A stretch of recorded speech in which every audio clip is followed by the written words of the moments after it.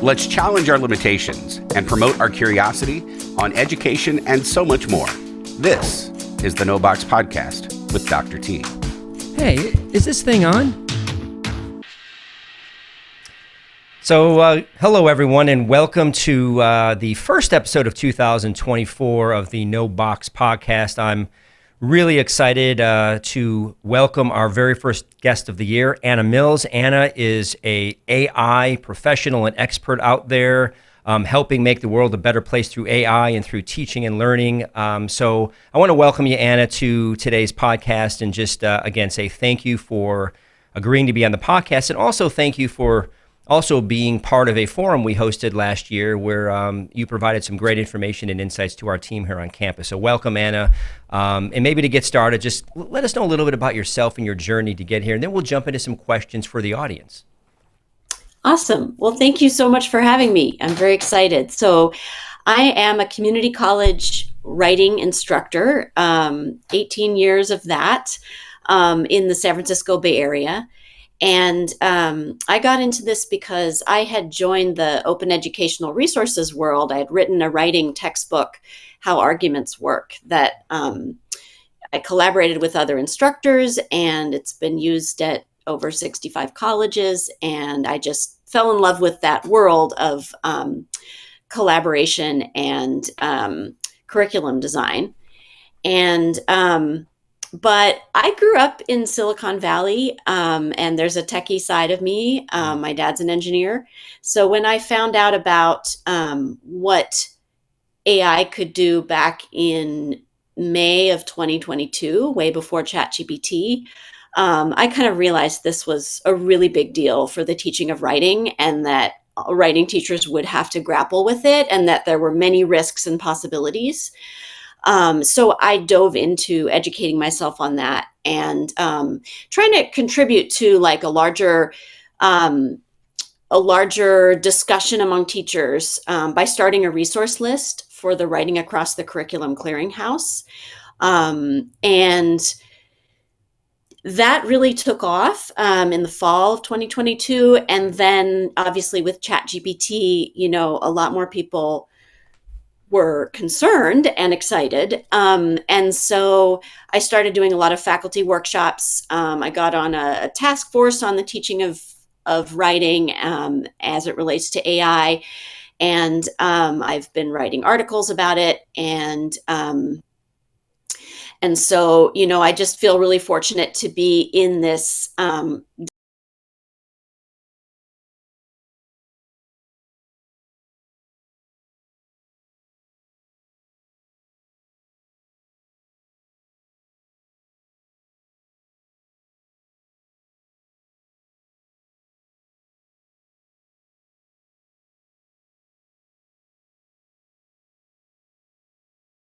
I got the chance to consult for OpenAI before they launched GPT-4. Okay. So, they picked me. I was in the right place at the right time, and they said, "Will you be the educator who's testing this?" And I was like, "Okay." Exciting. And so that was a really great education in prompting and in the capacities of these systems and how that would affect academic writing and student writing. Yeah. So I should pause there. No, this is, wow. It's exciting to hear the passion and enthusiasm around the topic. I think, as we, and you heard from some of our team here at Lewis and Clark last year when we were beginning to sort of have the conversation around how AI will inform, perhaps influence, and maybe require us to reframe how we're approaching anything from a teaching and learning perspective, from a policy perspective, and just from a general work perspective.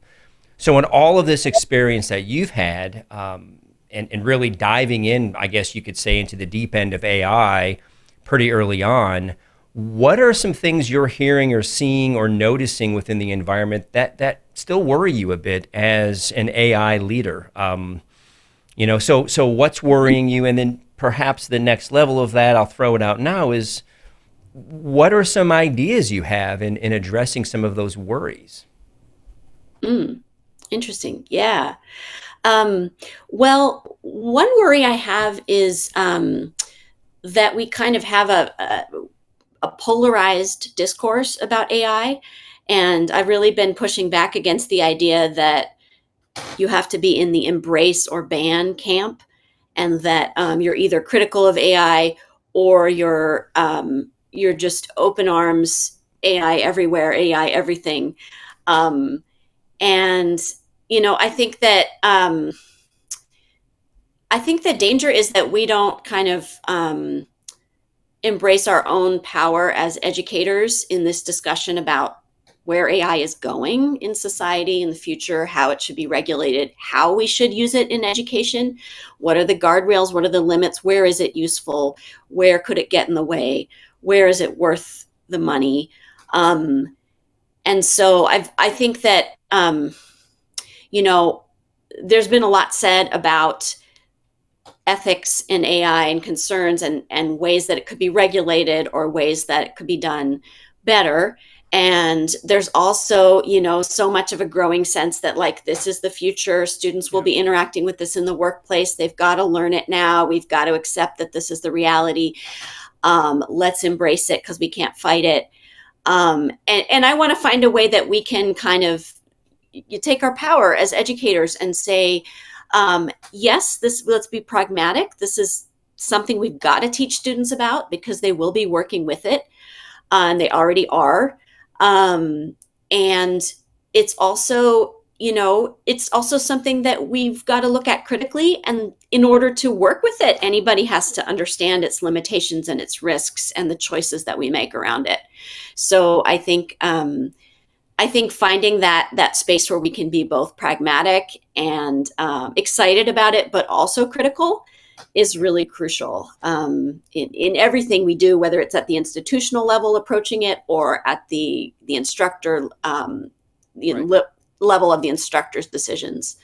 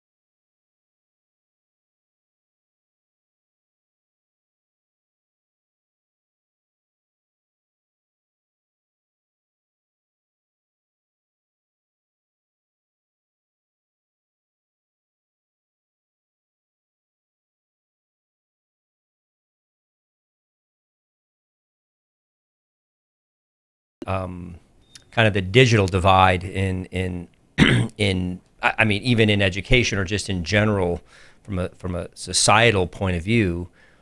Mm-hmm. Like, what are your thoughts on this potential like AI divide? Where, I mean, you talked a little bit about that in that response you just gave, and we talk about students and we talk about access. So it's like access to education, but is it mm-hmm. in the very near future?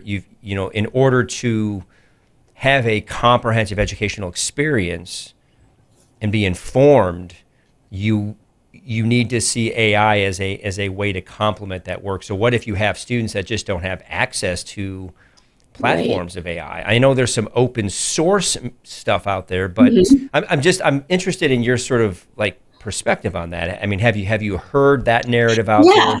And what's kind of your thought on that, and where do we go in terms of addressing that?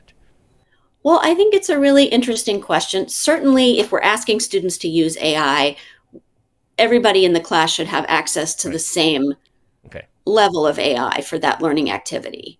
And I think that, though, sometimes we assume that the student who, that they have to have access to the premium to be learning about AI. And I don't think that's always true, because to some extent, building AI literacy means learning to recognize the kinds of problems in the underlying system and the skills in prompting. And that doesn't mean you have to have GPT-4 for everything. And I think that the other thing is that some of the skills that you need to work with AI, you build separate from it, right? So the kind of critical thinking skills that you need to prompt it well, the kind of subject matter expertise, you don't need to be working with AI all the time to prepare to work with it. That's a good point. That said, I know a lot of places are trying these partnerships where they give students access, like University of Michigan and now ASU are doing these large scale sort of partnerships with OpenAI, where they create a space that's bespoke for the institution. And I think there are pros and cons to that. And I would definitely sort of ask questions about the cost and the purpose, and whether there's clarity about the learning goals and how it will be used.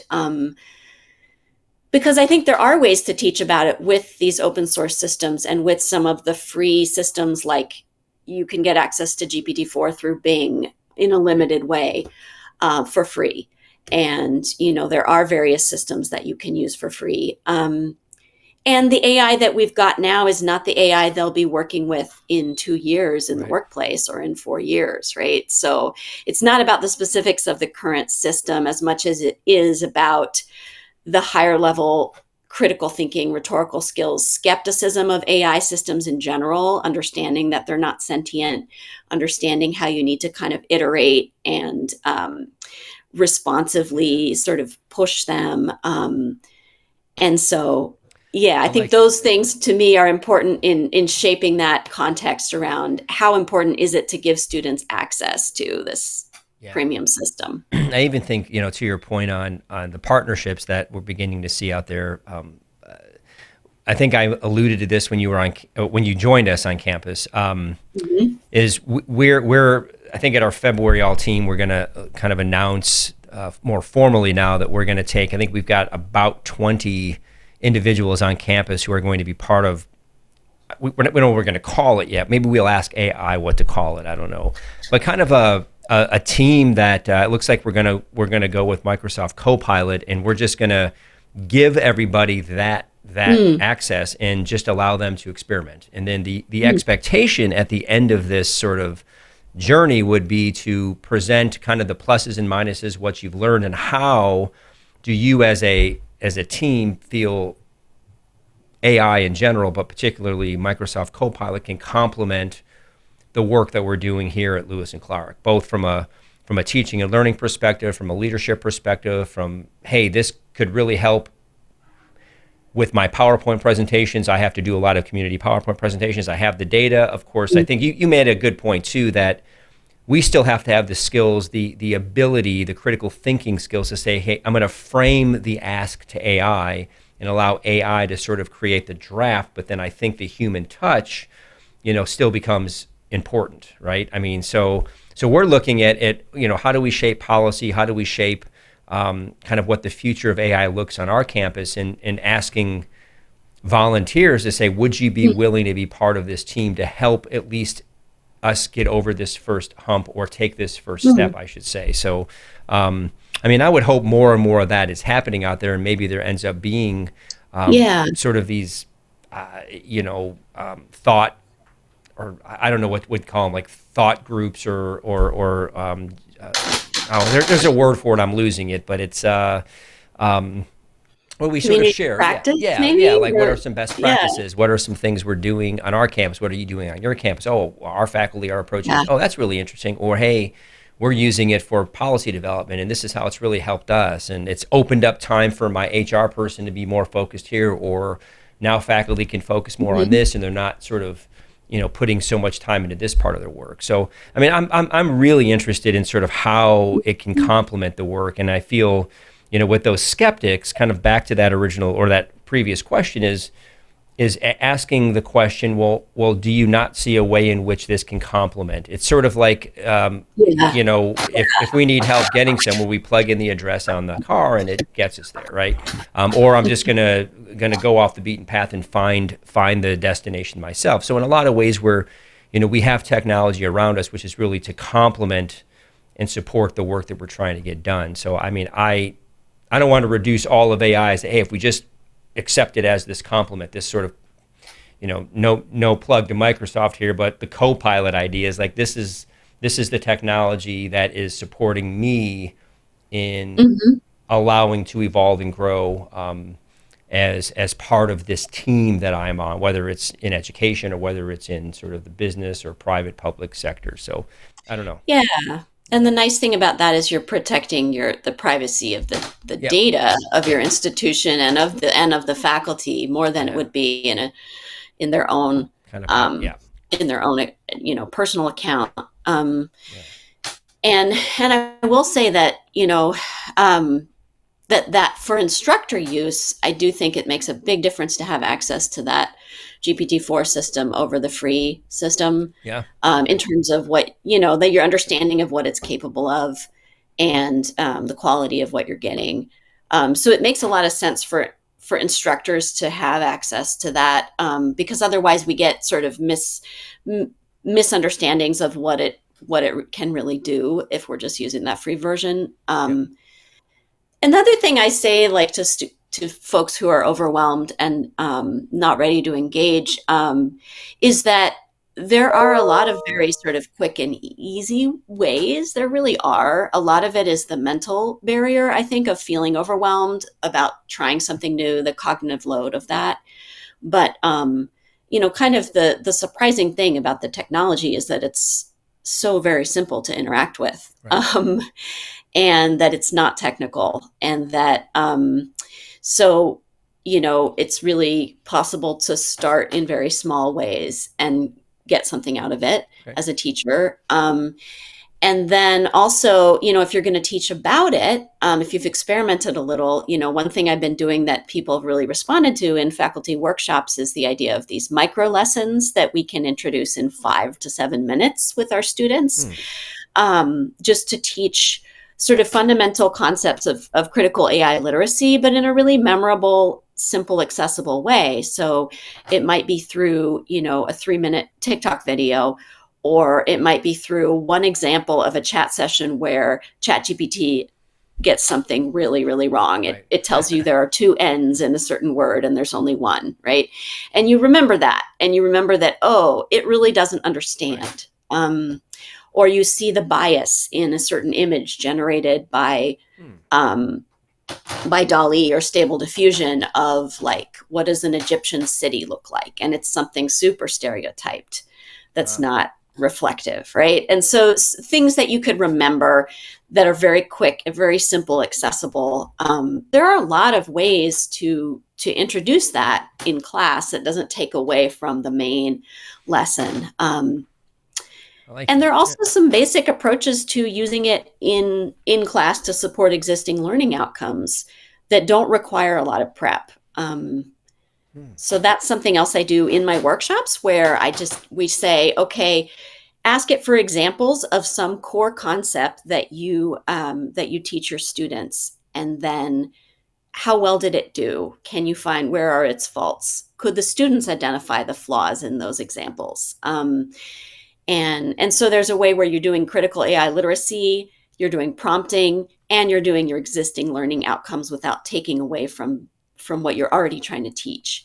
So that's always what I'm looking for, and I really do Nice. think that's possible in a lot of cases to kind of intersect what you're already doing with an AI approach. If there's a college out there now listening or someone tuning in and looking at your range of experience,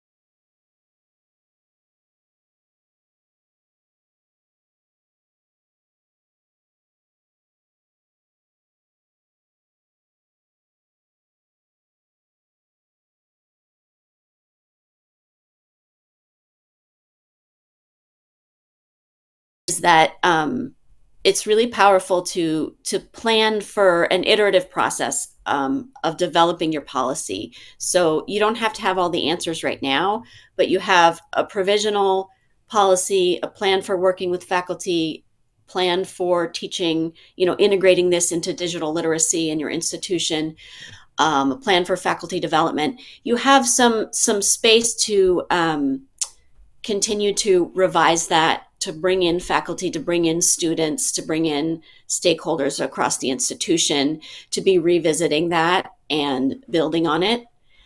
So that's what Lance Eaton did at College Unbound, and really shared the plan for the process. And I think that that's really important, because otherwise it's so overwhelming. This is a landscape that's changing so fast. We make a policy now, but what happens in 2 months? There's a new release.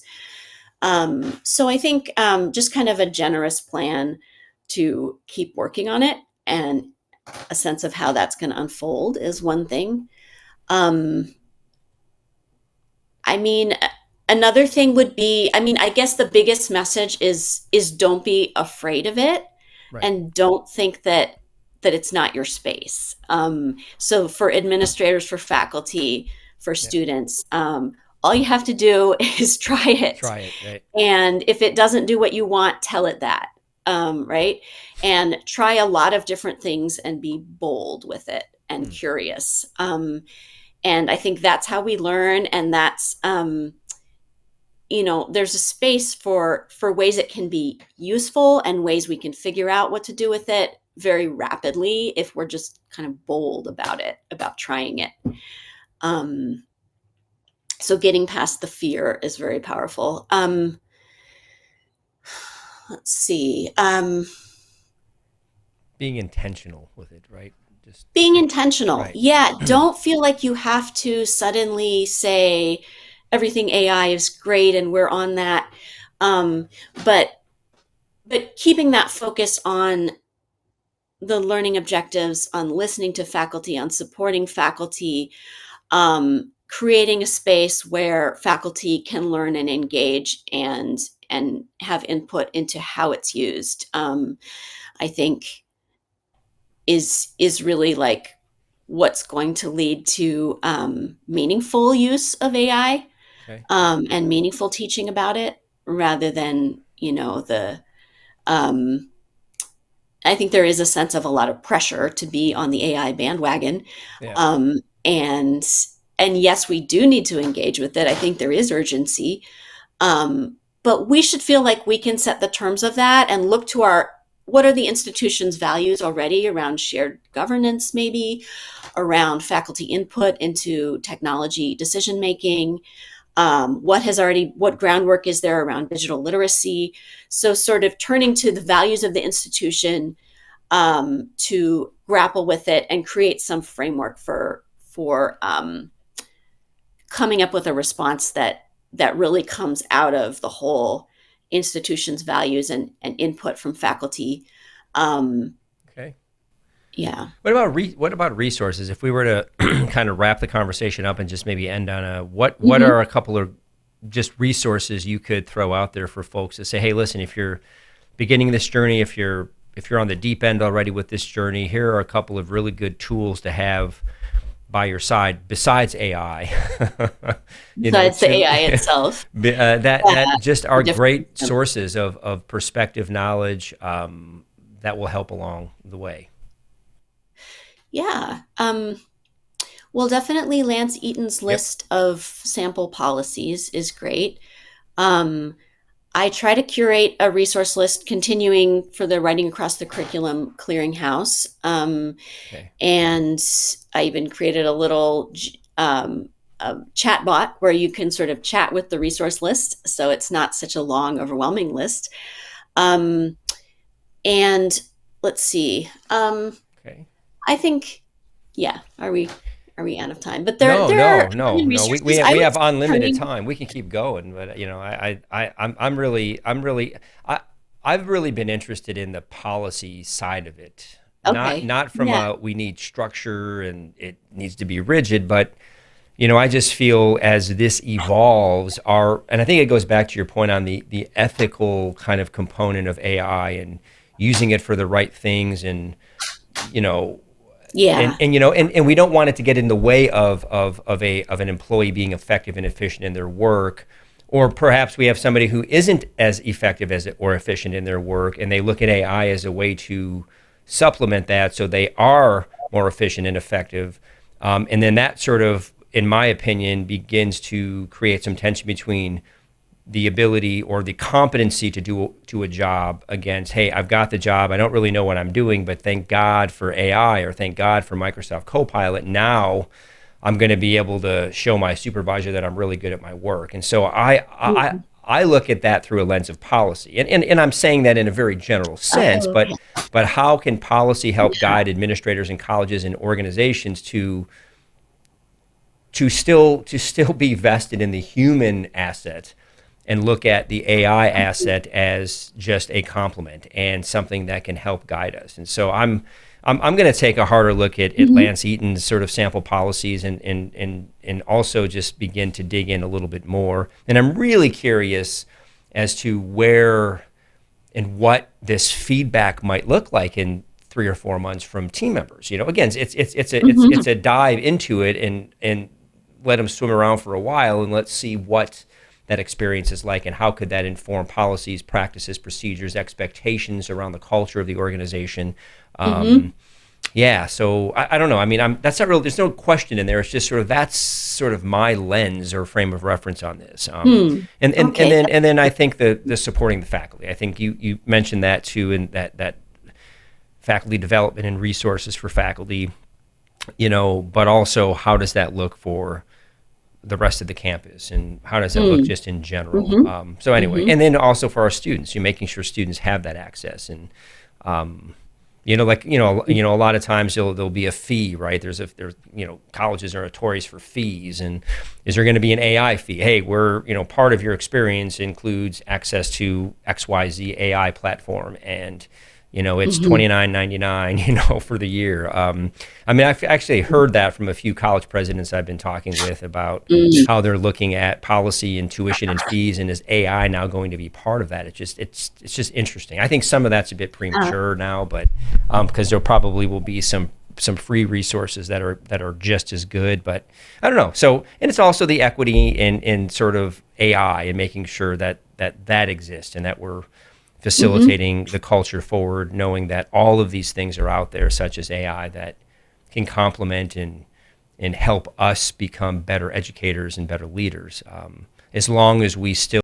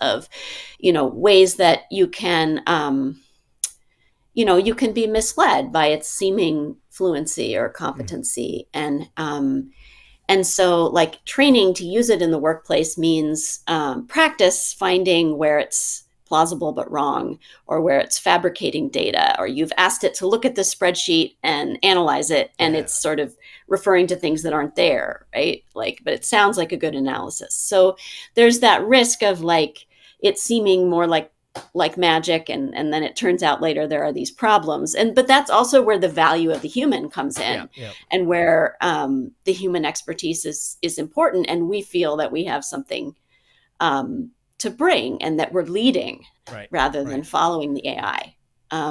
So I think, setting up the policies around use to really plan for using it critically and judiciously, and to help faculty and staff kind of train and practice doing that. When do you use it? When do you not? And how do you check it? And all of that. Well, there you have it, right? And it's the journey begins, right, Anna, and it continues. It begins, and I think anybody listening out there who, obviously, we've all heard of AI. What are the steps you're going to take to begin thinking about how AI is an important part in the continued evolution of your own organization? So, best of luck to everyone out there listening, and stay tuned for other episodes of the No Box podcast. I do want to thank you, Anna, again for being here, for sharing your wisdom and perspective. I think you're doing amazing work. And anyone out there can certainly Google Anna Mills and learn more about all the amazing things she's doing, all of the thought leadership she's providing to the culture of AI and where it's going. So, Anna, thank you so much. I appreciate your time, and wish you the continued success and progress around this topic and everything that you're doing. Thank you so much for having me. Oh, it's my pleasure. Thank you, Anna. Talk to you soon. Thanks so much.